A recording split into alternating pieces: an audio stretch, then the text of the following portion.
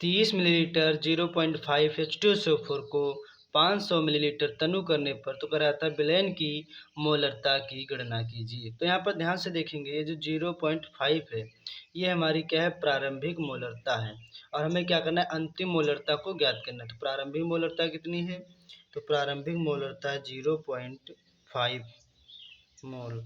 उसके बाद देखेंगे ये 30 मिलीलीटर क्या है, ये जो 30 मिलीलीटर है ये प्रारंभिक आयतन है। आयतन जो किसमें होता है, लीटर में होता है। तो यहाँ पर जो प्रारंभिक जो आयतन दे रखा है, प्रारंभिक मतलब पहला, तो यहाँ पर लिखेंगे प्रारंभिक आयतन। क्या लिखेंगे, प्रारंभिक आयतन। आयतन किसमें होता है, लीटर में, उसे लिखेंगे V1। प्रारंभिक आयतन कितना दे रखा है, तो 30 मिलीलीटर। कितना दे रखा है, 30 मिलीलीटर दे रखा है। इसी तरीके देखेंगे जो अंतिम जो आयतन दे रखा है, जो V2, क्या दे रखा है, अंतिम आयतन। जो अंतिम आयतन दे रखा है वो जो V2 दे रखा है वो कितना दे रखा है, 500 मिलीलीटर। अब प्रारंभिक मोलरता यमोन थी, लेकिन अंतिम मोलरता दिख नहीं रही थी, तो हमें वही तो क्या करना है, ज्ञात करना है। क्या ज्ञात करना है, अंतिम मोलरता। अंतिम मोलरता कहने का मतलब हो जाएगा M2 हमको क्या करना है, M2 हमको ज्ञात करना है। तो यहाँ पर देखेंगे क्या, मोलरता का फार्मूला। तो सूत्र क्या होता है, यहाँ पर देखेंगे सूत्र। इसका जो सूत्र होता है वो होता है M1 V1 बराबर होता है M2 V2, है ना। अब ये जो M1 जो V1 लिखा होता है, गुणे में लिखा होता है V1, फिर लिखा होता है M2 इंटू V2, क्या लिखा होगा, M2 इंटू V2।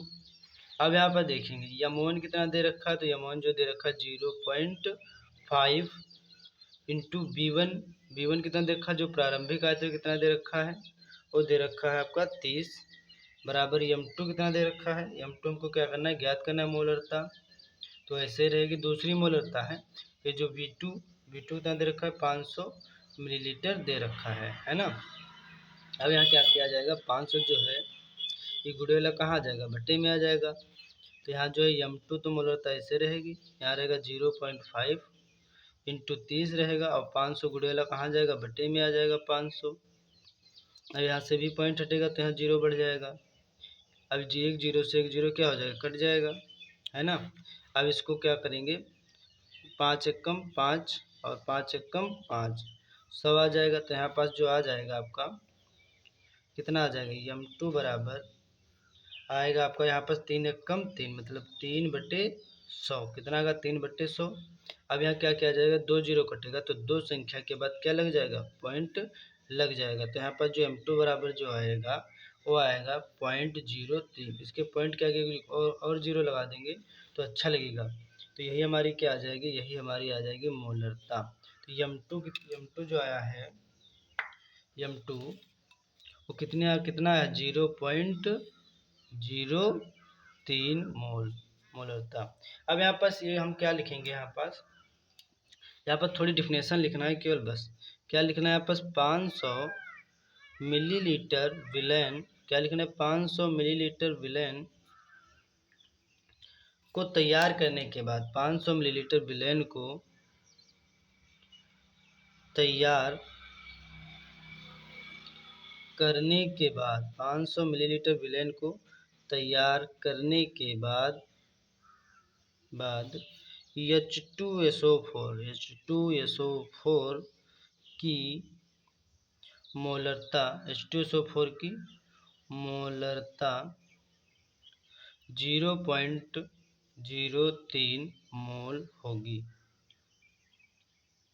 तो बात समझ में आई होगी। बस इतना आपको क्या लिखना है, हिंदी लिख देना कि 500 मिलीलीटर विलयन को तैयार करने के बाद तो H2SO4 की मोलरता कितनी होगी, तो 0.03 होगी।